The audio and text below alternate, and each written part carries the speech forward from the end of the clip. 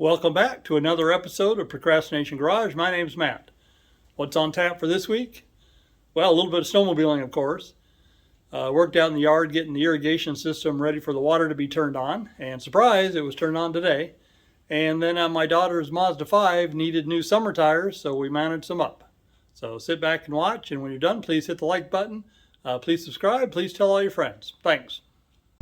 It's Tuesday, and we've got the F-250 out on the road. It's been hibernating here the last couple weeks, few weeks, I don't know. Anyway, need to get it out and use it. I'm going to take it snowmobiling tomorrow because I think we're done with trailers. I'm going to load the sled in the back of the truck. But that's not where we're headed right now, so stand by. And there's your second clue. We're celebrating our victory at taco time. Okay, you guys want to see what I bought? Okay, before I show you, you got to promise me one thing. You will not tell my wife that we went to taco time, okay? Promise? Thank you. All right, here's what I bought. Yep, a Yukon tool storage cabinet. It's got a wooden top. It's in blue. Wasn't my first choice, but you can't beat the price. I had a 25% off coupon. They recently lowered the price anyway down to $3.99, so I got it for about $2.99. That is a smoking deal. So now that we got this nice shiny new toolbox, what are we going to do with it? We need to assemble it, and we're not going to do that for a few days, if at all, maybe not until next week.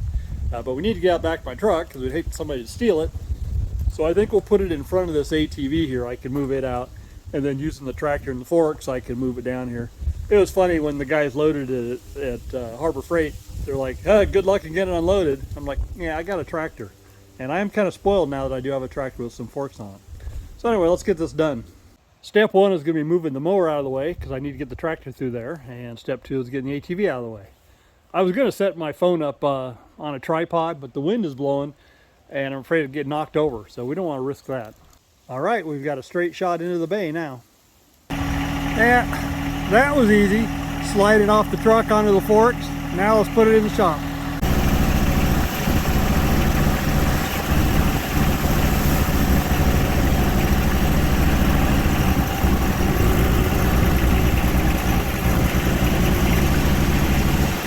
I set it down on a couple of Harbor Freight dollies.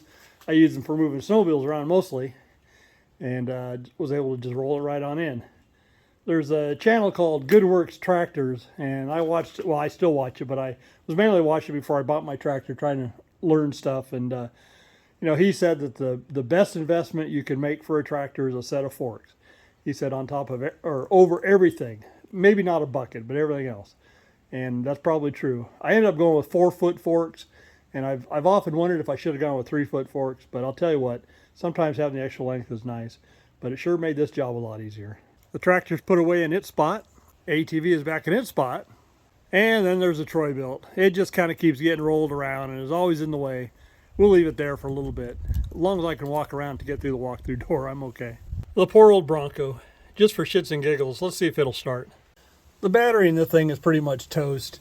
I had it on the charger about a week ago, and then I took it off to use the extension cord for something else. It probably has no juice in it, but I just wanted to see.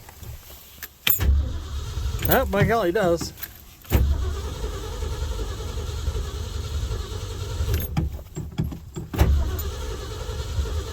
Come on, baby.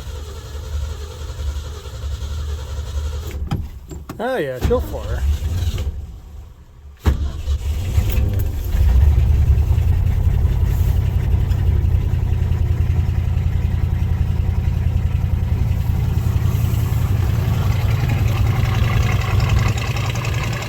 He's running, but super rich. We've got to get to work on this thing and find out why. May just need a carburetor. I'm kind of tired of dinking with the one that's in there. Can you see the smoke black smoke coming out?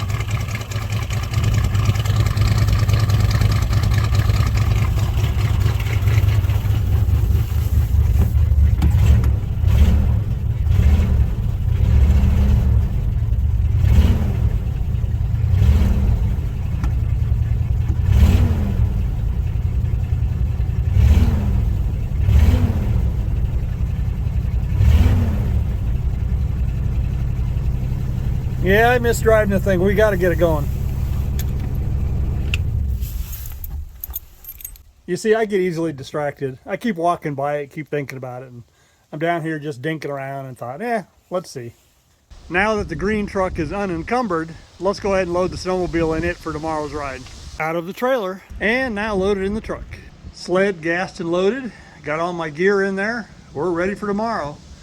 Now if you look at the weather, it's windy, cloudy. It's not real great today. Should be snowing like mad up in the mountains, and tomorrow's supposed to be a pretty nice day. Let's hope so. It's Thursday afternoon. Yesterday did go snowmobiling, and we'll insert that video footage right here. Oh yeah. Brake, brake, brake, brake, brake, brake, brake. Brake. Okay. Get out of here. No, we better get out of here.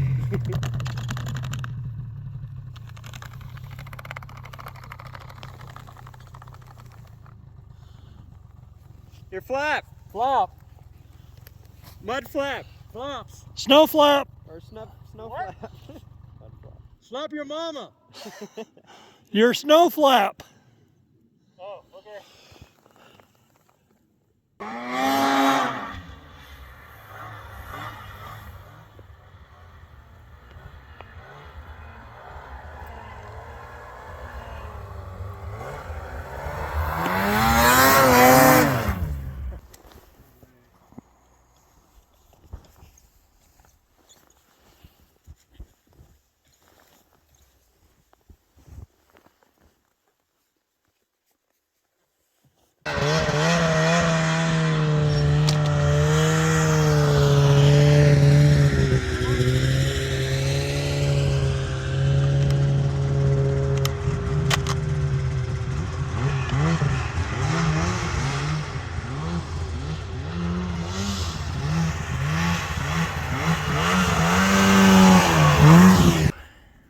You gonna do a backflip? Oh yeah, baby. It was a fun day of riding, but there was no sun and the lighting was really flat, and even though we had some fresh snow and some deep snow in places, it made for being able to see the holes in the snow and stuff real difficult, and so it wasn't the best riding day ever, but we still had a good time. Here's a big clue of our next project. Today is March 30th, and April 1st the studded tires have to be removed from the vehicles. And my daughter's vehicle has studded tires, but I don't have any regular tires to go back on it. Well, I do, they're sitting right here. So we need to get these mounted up on the wheels today.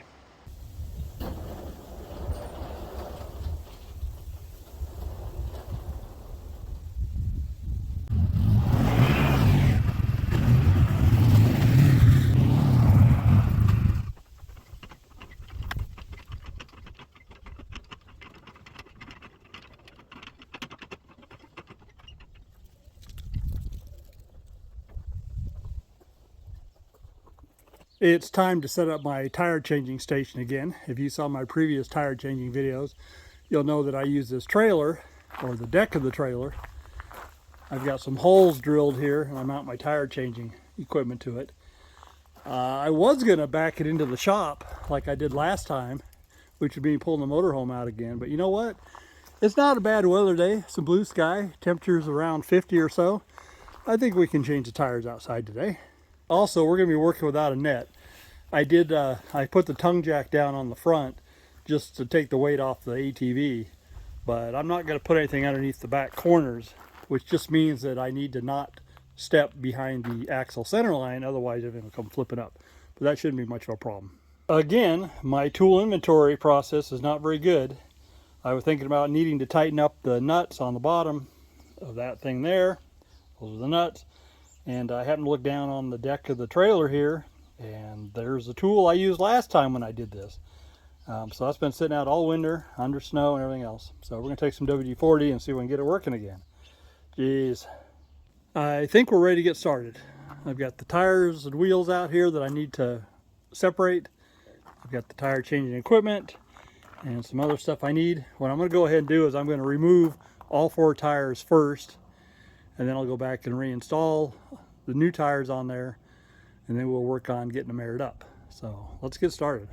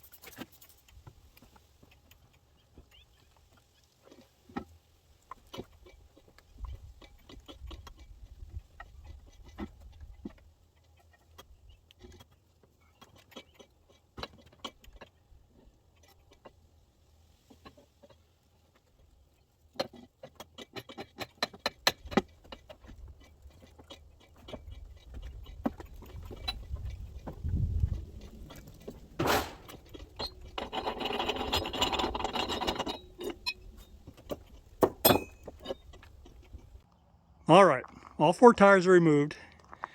The last 2, piece of cake. First one really wasn't so bad.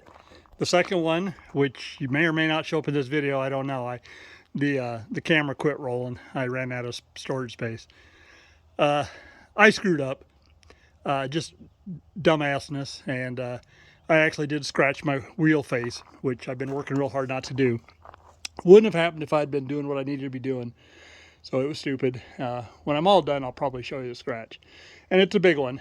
I hate scratching aluminum wheels. I've been real careful. You know, when I decided I was going to do tire changing on my own, I actually bought this special tire bar here. It's got a little rubber or plastic end on it to keep from scratching up the wheels and stuff.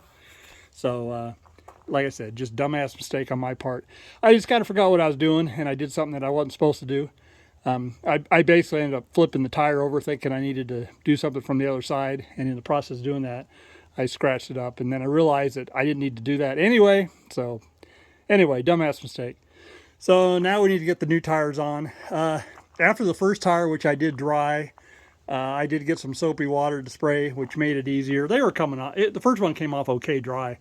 Going on, I have a special lube to use, and I didn't want to use that same lube to take them off. But like I said, a little bit of soapy water made all the difference in the world. And soapy water may be enough to put them on, but like I said, I've got a special lube. So let's go get the new tires and let's get started. There are the 4 new tires. These are general tires. They are 205 55R16, and I bought it from TireRack.com. And a couple things you need to know about tires, like I'm an expert or anything. Check to make sure if they're directional or not. If they are, they need to go on a certain way. These are not. And then the other thing you're looking for is you're looking for either a red or yellow dot. I think it could be either or. And that indicates, I think, the heavy spot on the tire, or maybe the light spot. I don't know. It doesn't really matter because I checked all these tires and none of them have such a spot. I've seen tires with them before, but the studded tires I installed last fall, they didn't have them, and these here don't have them. So we're just going to put them on and hope they come out close, and then we'll balance as needed. Let's get started.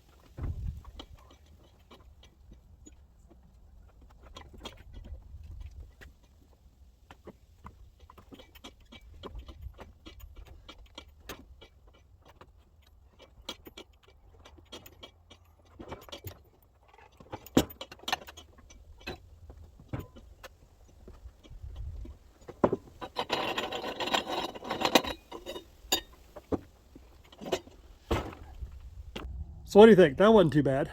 I struggled with the first one a little bit. You know, every time I do this, because I don't do it very often, it's a learning curve. So once I got the first one figured out, second, third, and fourth went pretty darn easy.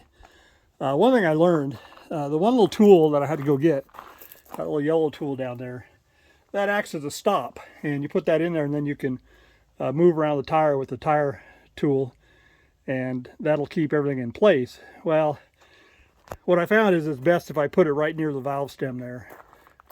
These valve stems, they're the low tire pressure warning system valve stems, so you don't want to damage them.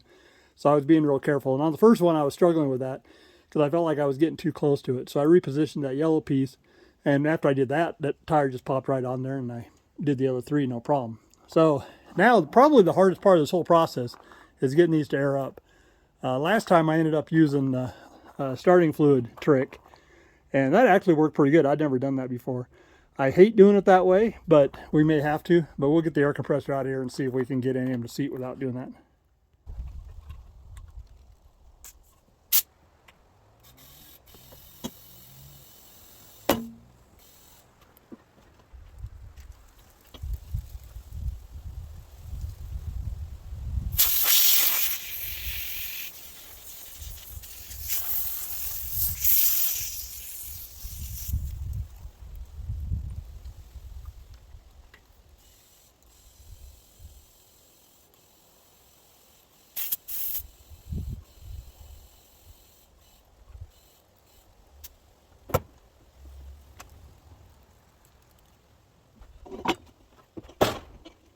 I gotta admit, that was sweet.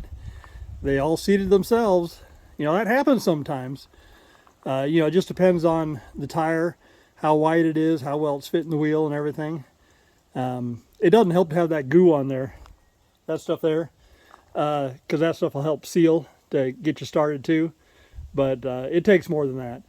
Like I said, we just got lucky this time. So let's get this all cleaned up and then we'll move on to balancing. I don't know if I'll do that tonight or not, but we'll get everything all set up. I've got the bubble balancer all set up.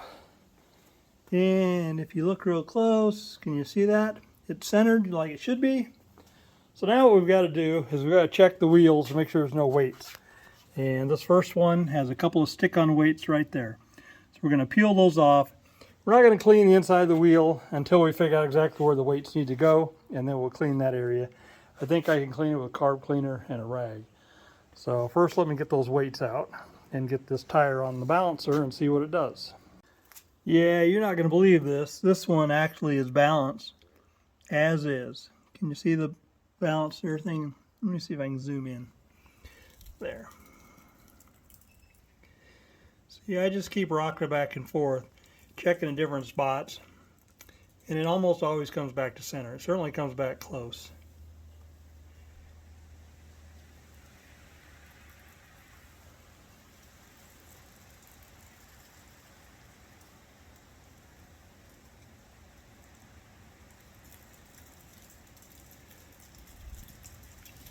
I'm saying that one's good enough. Interestingly, that first wheel had stick-on weights, and even though there were only two there, when I started cleaning a little bit, it actually seemed like maybe there had been four at one time. So I don't know if that's from a previous balance or come off. And this wheel here has a clip-on weight. Go figure. So tire number 2 is close. I ended up putting one of these weights here, 1/2 ounce weight, sitting it right on the edge there, and now it comes back pretty darn close to center.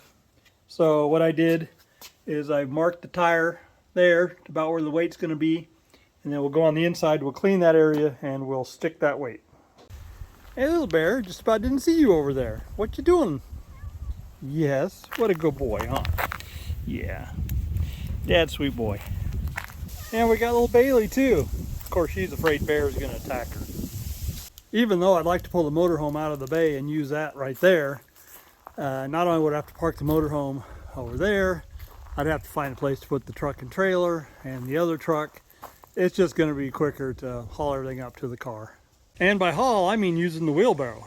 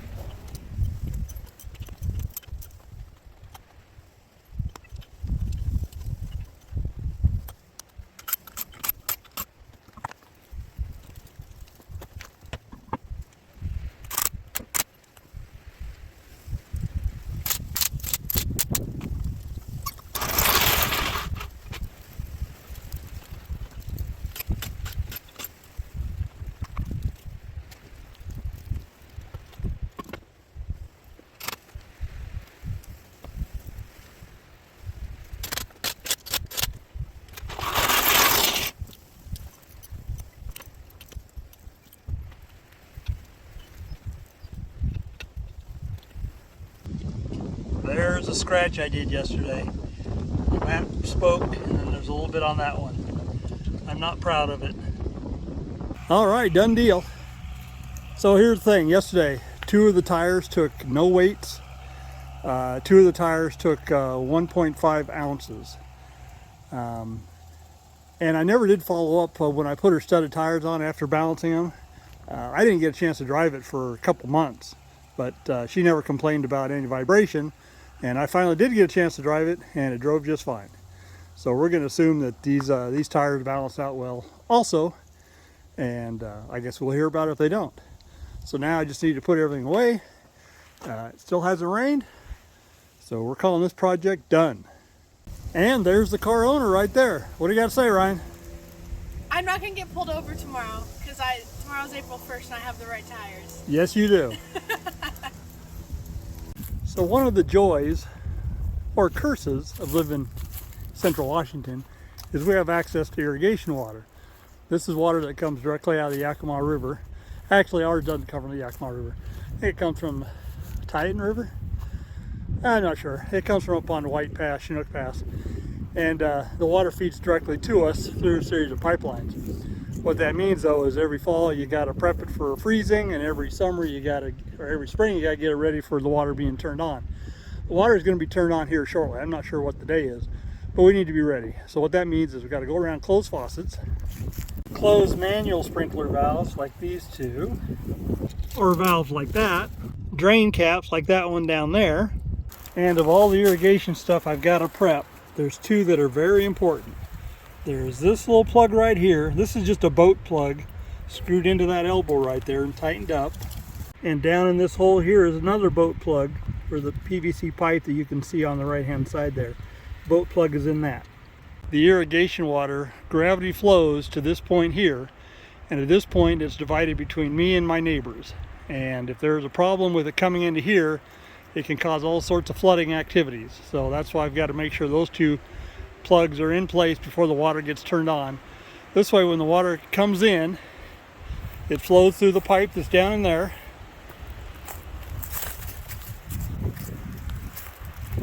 And it feeds into this box right here. On this side is my pump, and there's an overflow that goes down to the pond. So any excess water goes down to my pond. And on this side over here, this is the water that goes to my neighbors for their irrigation use. So we share. In fact, when I'm watering during the day, I usually close this valve or close it partially to keep my pressure up. And then at the end of the day, I open this and I close mine as needed and shut my pump off. I'll show you more once the water gets turned on.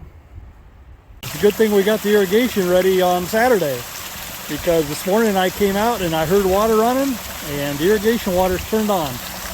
I don't think we're getting full flow yet, but it's a start. Down there where one of the boat plugs is, you can see there's a little bit of water. The water level was higher. It's dropped off. Probably the seal isn't perfect, but there's enough silt in this water coming through, it seals it up.